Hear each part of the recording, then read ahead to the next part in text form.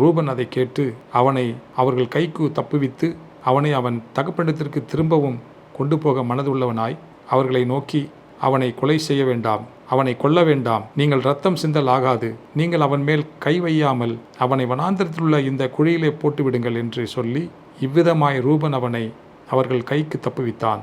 யோசேப்பு தன் சகோதரிடத்தில் சேர்ந்தபோது யோசேப்பு உடுத்தி கொண்டிருந்த பலவருண அங்கியை அவர்கள் கழற்றி அவனை எடுத்து அந்த குழியிலே போட்டார்கள். அது தண்ணீரல்லாத வெறுங்குழியாயிருந்தது. பின்பு அவர்கள் போஜனம் செய்யும்படி உட்கார்ந்தார்கள்.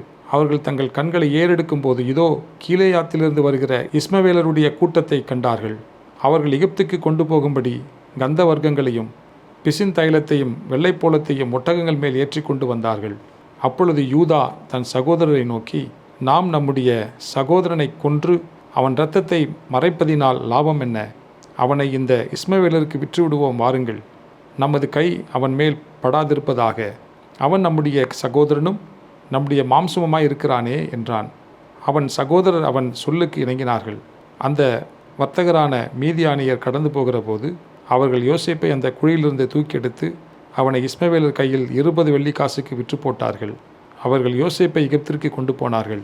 பின்பு ரூபன் அந்த குழியினிடத்துக்கு திரும்பி போனபோது யோசேப்பு குழியில் இல்லை என்று கண்டு தன் வஸ்திரங்களை கிழித்து கொண்டு தன் சகோதரத்துக்கு திரும்பி வந்து, இளைஞன் இல்லையே, ஐயோ நான் எங்கே போவேன் என்றான்.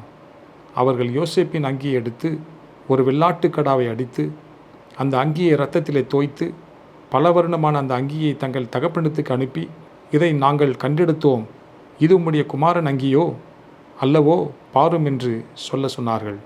யாக்கோபு அதை கண்டு, இது என் குமாரனுடைய அங்கிதான், ஒரு துஷ்ட மிருகம் அவனை பட்சித்து போட்டது, யோசேப்பு பீருண்டு போனான் என்று புலம்பி தன் வஸ்திரங்களை கிழித்து தன் அறையில் ரட்டு கட்டி கொண்டு அநேக நாள் தன் குமாரனுக்காக துக்கித்து கொண்டிருந்தான்.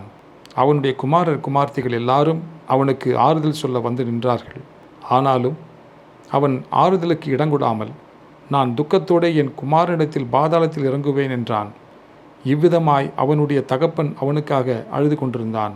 அந்த மீதியானியர் யோசேப்பை எகிப்திலே பார்வோனின் பிரதானியும் தலையாரிகளுக்கு அதிபதியுமாகிய போத்திபார் என்பவனிடத்தில் விற்றார்கள். ஆதியாகமம் 38ஆம் அதிகாரம். அக்காலத்திலே யூதா தன் சகோதரரை விட்டு அதுல்லாம் ஊரானாகிய ஈரா என்னும் ஒரு மனிதனிடத்தில் போய் சேர்ந்தான்.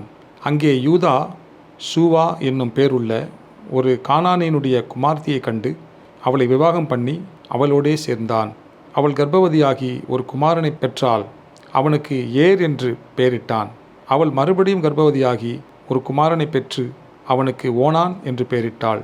அவள் மறுபடியும் கர்ப்பவதியாகி ஒரு குமாரனை பெற்று அவனுக்கு சேலா என்று பெயரிட்டாள். அவள் இவனை பெறுகிறபோது அவன் கெசிபிலே இருந்தான்.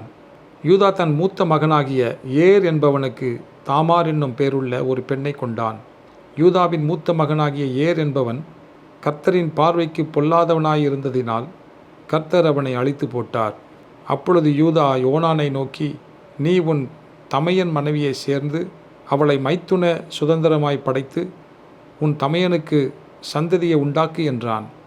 அந்த சந்ததி தன் சந்ததியாய் இராதென்று ஓனான் அறிந்தபடியினாலே அவன் தன் தமையனுடைய மனைவியை சேரும்போது தன் தமையனுக்கு சந்ததி உண்டாகாதபடிக்கு தன் வித்தை தரையிலே விழவிட்டு கெடுத்தான்.